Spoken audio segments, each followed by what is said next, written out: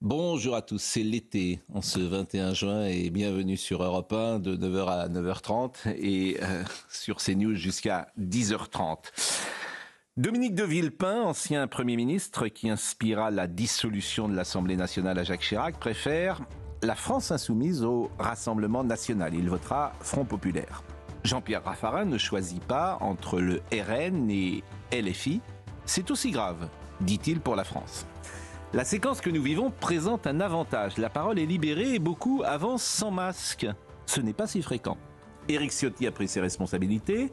Il a fait scission avec les chefs à plume des Républicains pour écouter des électeurs que son mouvement n'entendait plus depuis très longtemps. Bruno Le Maire a dit hier soir que les parquets des ministères abritent des cloportes. Ils visent les conseillers de l'ombre, ceux que j'appelle les petits hommes gris. Bruno Le Maire est beaucoup moins aimable que moi. François Hollande concourt sous la même bannière que Philippe Poutou. Jean-Yves Le Drian a écrit une tribune destinée à ses anciens amis du Parti Socialiste. Amis social-démocrates, comment peux-tu ? Il existe à gauche quelques personnalités qui ont choisi de ne pas vendre leur âme pour un plat de lentilles. Attention à l'indigestion pour Olivier Faure. En revanche, Bernard Cazeneuve, Manuel Valls, Jérôme Guedj sauvent l'honneur et rappellent qu'il a existé une gauche républicaine, laïque, sociale, mais ça c'était avant. Enfin, Édouard Philippe a taclé Emmanuel Macron, il a tué la majorité présidentielle. Les masques tombent, vous dis-je. Et au fond, cette clarification est une bonne nouvelle. Eugénie Bastier est avec nous, Georges Fenech, Joseph Massescaron, André Valigny, notre ami Georges Fenech et Florian Tardif. C'est vrai que cette période... 2 fois, m'avait cité. Ah bon ? Oui. Mais en même temps, il y a 2. Oui, mais en même temps, il y a 2 Georges Fenech, c'est pour ça. Vous voyez, c'est exactement pour ça. Georges Fenech le... Mais Georges Fenech le jeune et Georges Fenech l'ancien, c'est comme Pline. Oui. Il y en a 2. Oui, je vous assure.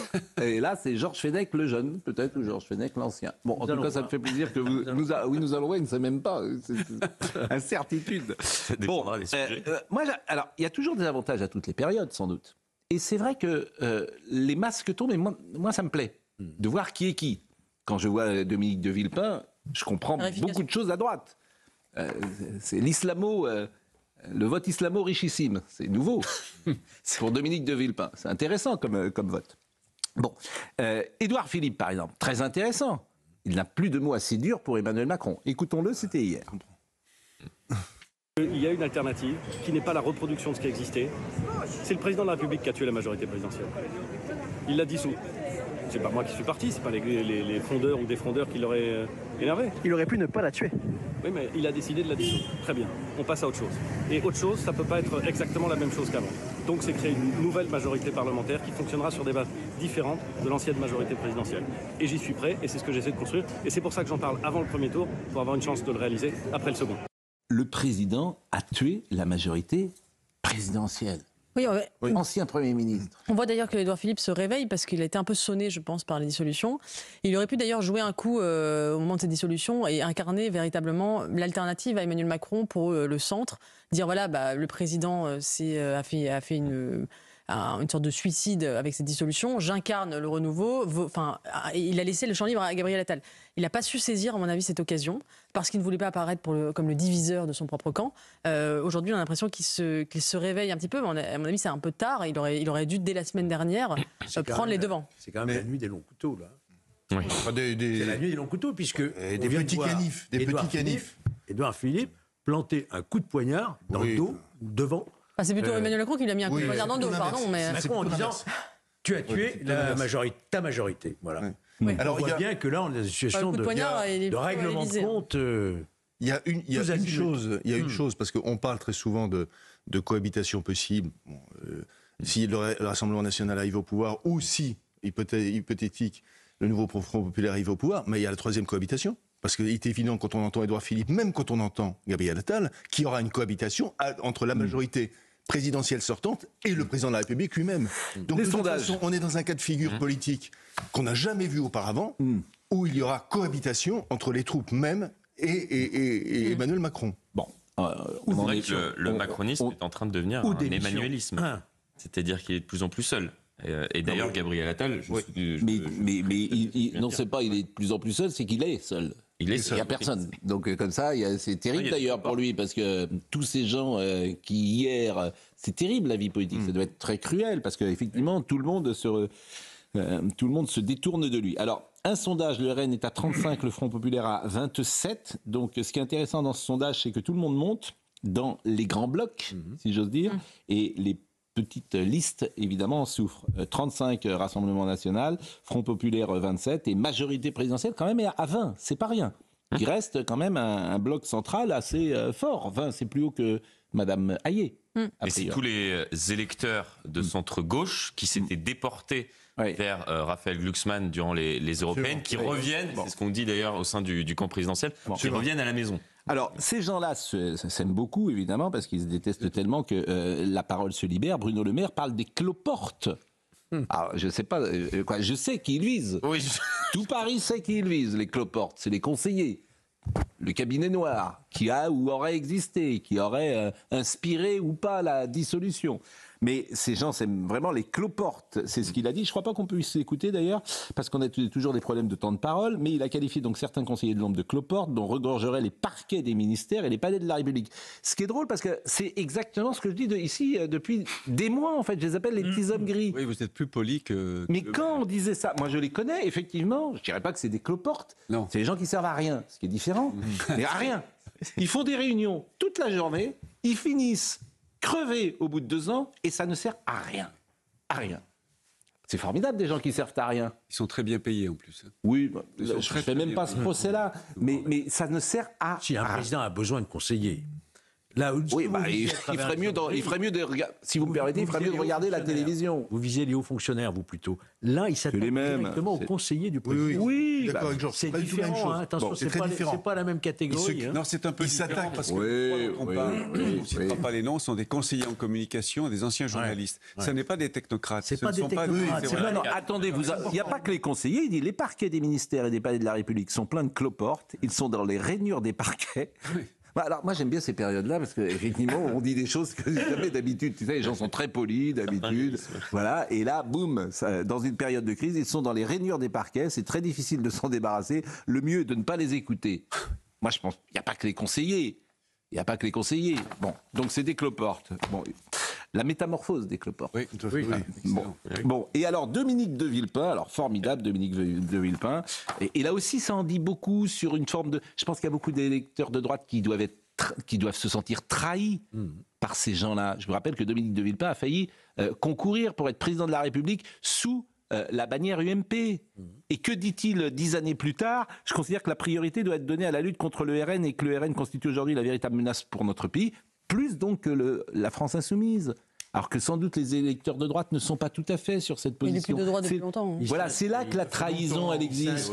Dans la filiation à Jacques Chirac, qui avait fait de la lutte contre le Front National de l'époque oui, mais bon, un combat de sa vie. Voilà. Oui, aujourd'hui, les choses sont différentes, cher Dominique de Villepin. Elles sont différentes. Ça n'est plus le Front National. Là, on va se passer. Oui, voilà. Là, on va se passer parce que...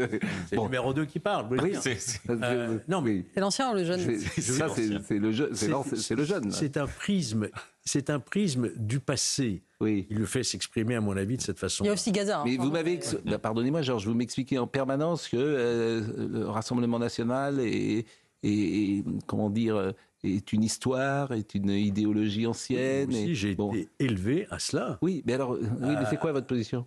Ma position, c'est qu'il faut aujourd'hui prendre d'autres lunettes, celles du présent. C'est-à-dire, on ne peut pas depuis hier soir, alors. au Rassemblement national sur des valeurs, sur de l'antisémitisme, ça n'est plus le cas. Par contre, vous pouvez regarder avec la loupe, mais je n'avais même pas besoin de la loupe d'ailleurs, le programme économique.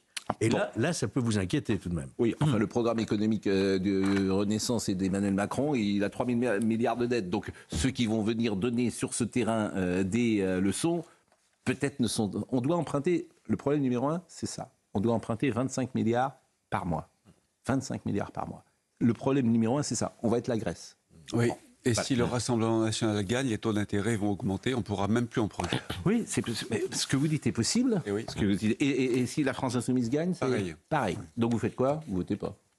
Vous allez à la pêche. Je réfléchis. Vous avez raison. Il faut réfléchir. Il vous reste une semaine. Bon, donc j'ai cité Villepin.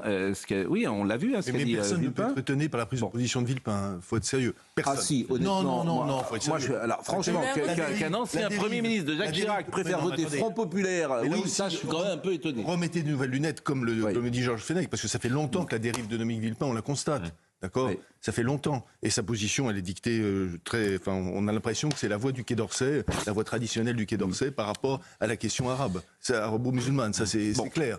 Faut pas se... Raffarin, intéressant aussi. Lacan, je crois que c'est Laurence qui lui a posé la question. Première chose qu'il dit, pour qui vous avez voté? Je ne voterai pas avec la droite. Tout de suite, c'est la première chose qu'il dit. Première chose. Après, la fille, c'est autre chose. Je ne voterai pas avec la droite. Bon, c'est intéressant aussi de voir les uns et les autres. Bon, Éric Ciotti. Pour Raffarin, pardon, juste une seconde. Le RN est d'extrême droite, mais la Chine n'est pas une dictature. Voilà. C'est ce qu'il avait dit à Jean-Pierre Raffarin? Non, mais excusez-moi, mais le nombre de fois où M. Jean-Pierre Raffarin est venu en avocat du gouvernement chinois, on ne les compte plus.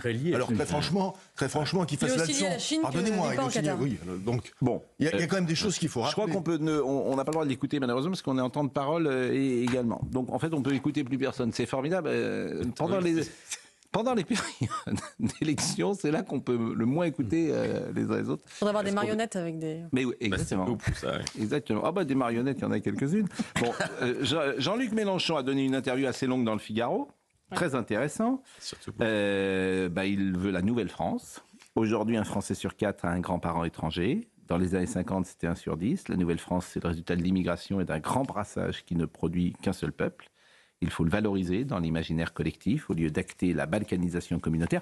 Au moins, lui est cohérent. C'est vrai qu'il y a un Français sur 4 qui a au moins un grand-parent étranger. Il est cohérent. La nouvelle France, c'est la créolisation des cultures, le métissage, plus l'invention d'un futur commun. Mes adversaires y voient du mal, moi j'y vois du bien. Le problème, c'est pas la créolisation. Le problème, c'est le communautarisme. Si tous ces jeunes gens étaient assimilés, il n'y aurait pas de souci. Le problème, c'est pas un problème de couleur de peau. Le problème, c'est l'assimilation aux valeurs, à l'histoire française, culturelle, intellectuelle. Mais il détourne le mot pourquoi pas religieuse. Il détourne le mot même de créolisation. La créolisation, ça n'a jamais eu historiquement ce sens-là. Bien sûr. Voilà, donc le problème, c'est pas la couleur de peau des uns et des autres. Eugénie Bastier. Non, mais il y a une négation de tous les problèmes que peut impliquer une immigration massive et un multiculturalisme qui conduit au communautarisme. Et moi, je suis assez frappée d'une chose, c'est que alors que Marine Le Pen fait un pas vers le social, c'est-à-dire qu'elle intègre la problématique du pouvoir d'achat dans son programme, la gauche, elle, refuse de prendre en considération la thématique de l'immigration et de l'insécurité. C'est-à-dire que le programme du Front Populaire, il est même en recul par rapport au programme de François Hollande de 2012 sur la question de la maîtrise des flux migratoires, de la sécurité. C'est-à-dire que c'est vraiment un programme de désarmement face à l'islamisme, face aux risques terroristes, face à l'immigration massive. Et je constate simplement que c'est un rebours de tout ce qui marche en Europe et de toute la manière dont la gauche reconquiert le pouvoir. Le Labour au Royaume-Uni a fait un virage anti-immigrationniste. Il s'apprête à gagner dans quelques semaines. La gauche danoise a intégré la problématique de l'immigration. Même Pedro Sanchez en Espagne, qui est extrêmement woke, a quand même pris en considération un programme plus raisonnable sur l'immigration. Et ils font baisser l'immigration. C'est vraiment une anomalie, j'allais dire, dans le paysage politique européen. C'est une gauche qui refuse complètement de traiter la problématique de l'immigration et de l'insécurité. Il y a une espèce d'impasse totale. Et c'est pour ça d'ailleurs qu'ils sont en boucle sur l'antifascisme, parce que c'est leur seul programme en réalité, parce que ils ne prennent pas en considération l'une des problématiques les plus importantes pour les Français. Eugénie Bastier, en fait, pour Jean-Luc Mélenchon, la créolisation, c'est le multiculturalisme. Oui, c'est ça qu'il souhaite. Bon, et ce n'est pas, on peut dire simplement que ce n'est pas l'histoire française qui était plus assimilée. Et d'ailleurs, c'est intéressant parce que le multiculturalisme, quand il va jusqu'au bout, est contre la créolisation. Parce qu'il est contre, justement, les mariages inter. Pour nuancer peut-être un peu, il y a quand même le président Emmanuel Macron Georges Fenech, enfin le jeune, reconnu qu'il y avait un problème avec l'immigration et l'insécurité, après le résultat des européennes. Là, Fiat Lux, la lumière, la révélation, il y a effectivement... Il a parlé même de programme immigrationniste. Sauf que 2 jours plus tard, lors de la présentation, c'était hier, du programme du camp présidentiel, il n'y avait rien sur la sécurité et l'immigration sur les 5 thèmes qui ont été abordés par Gabriel Attal. François Ruffin, Jean-Luc Mélenchon a dit, concernant François Ruffin, il a choisi la rupture avec moi et non l'inverse. Je n'ai jamais dit du mal de lui et je n'en dirai pas plus aujourd'hui. Sur Serge Klarsfeld, il dit « Je l'admirais, là c'est un naufrage moral de sa part. Pourquoi a-t-il décidé de faire de moi un pseudo-antisémite ? Il en manque, compte tenu de ce qu'est ma vie, de mes engagements. Tout ça me blesse profondément. » Et il a également dit « L'après-Macron a commencé, lui-même est fini en face de nous. » Alors cette phrase est formidable. « En face de nous, seuls restent les fascistes. » C'est-à-dire qu'en face, comme il n'y a plus de macronistes, il reste LR, c'est fasciste, la Renaissance, c'est fasciste, Édouard Philippe, c'est fasciste, tous ces gens sont fascistes. Et s'il n'y avait, avait pas eu le nouveau Front populaire, les socialistes étaient aussi rangés dans le camp des fascistes avec Mélenchon. Hein. Oui. C'est-à-dire que tout ce qui n'est pas Mélenchon et France Insoumise est suspecté de fascisme. François Ruffin est considéré par une frange de la France Insoumise comme raciste. Comme populiste même. Parce qu'il a refusé de croire sur parole à Assa Traoré lors d'une rencontre. Il a dit moi, avant de croire à la culpabilité des policiers dans l'affaire Adama Traoré, je demande des preuves. Il est considéré pour ça comme un membre de la gauche blanche raciste. Bon, je le répète, cette séquence est intéressante parce qu'il y a des clarifications. Là, les gens voteront en connaissance de cause. Les uns et les autres, ils voteront en sachant qui est qui. Oui, il va y avoir une grande confusion, moi, je pense. Mais dans les bureaux de vote, pour savoir un bulletin LR, un bulletin LR-RN, un bulletin d'un ancien qui est devenu mais Georges, tout le monde, franchement, ne dites pas ça, tout le monde comprend très bien. Je vous assure, il suffit d'être à une terrasse de café, tout le monde comprend très bien, dans un sens comme dans un autre. Donc il n'y a pas de souci. Alors, écoutez, mais le matériel de campagne le plus clair. Je suis en désaccord avec Georges. Le matériel de campagne le plus clair, c'est celui du Rassemblement national ou du LR associé au Rassemblement national. Enfin, non, la France insoumise est cohérente dans ce qu'elle dit. Pas dans son matériel de campagne, pardonnez-moi. Vous avez des affiches extrêmement différentes entre François Ruffin, et les autres. Raphaël Glucksmann donc, a répondu d'une certaine manière à Jean-Luc Mélenchon. Il était avec une électrice hier qui exprimait ses craintes. La réponse de M. Glucksmann. Ça me fait quand même très peur, l'alliance qui a été faite avec certaines personnes du Front populaire. J'avoue que j'ai peur. Mais là, honnêtement, c'est pas la NUPES 2. Ils n'ont pas le contrôle de cette coalition. Et encore une fois, qu'est-ce qui fait le plus peur entre une LFI diluée dans une coalition ou un Rassemblement national qui prend le pouvoir seul?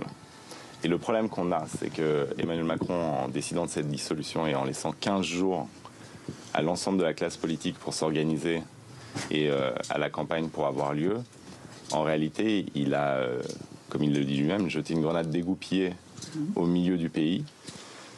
Et face à cela, la responsabilité essentielle, c'était de tout faire pour que le Rassemblement national n'ait pas de majorité absolue.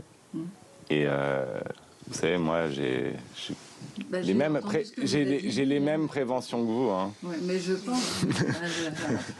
Oui, mais ça fait peur. Oui, mais je comprends tout à fait. Mais ce qui fait le plus peur, c'est quand même que le Rassemblement national l'emporte. Oui. Non, justement, peut-être que pour les électeurs, ce qui fait le plus peur, c'est pas précisément le Rassemblement national. Mais il n'est pas du tout dilué.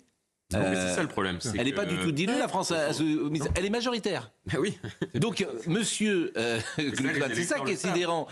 Mais ils ont bien compris, les électeurs. C'est ça qui est sidérant. Il dit elle est diluée. Ah, pas du tout, en fait. C'est le contraire. Eh oui. Et non, mais en plus, cette dialectique de la peur est quand même épuisante. C'est-à-dire que si la politique française, ça consiste de faire barrage à ceux dont on a le plus peur, d'un côté comme de l'autre, c'est quand même le degré zéro de la politique. Gouverner par la peur, je trouve que c'est le degré zéro.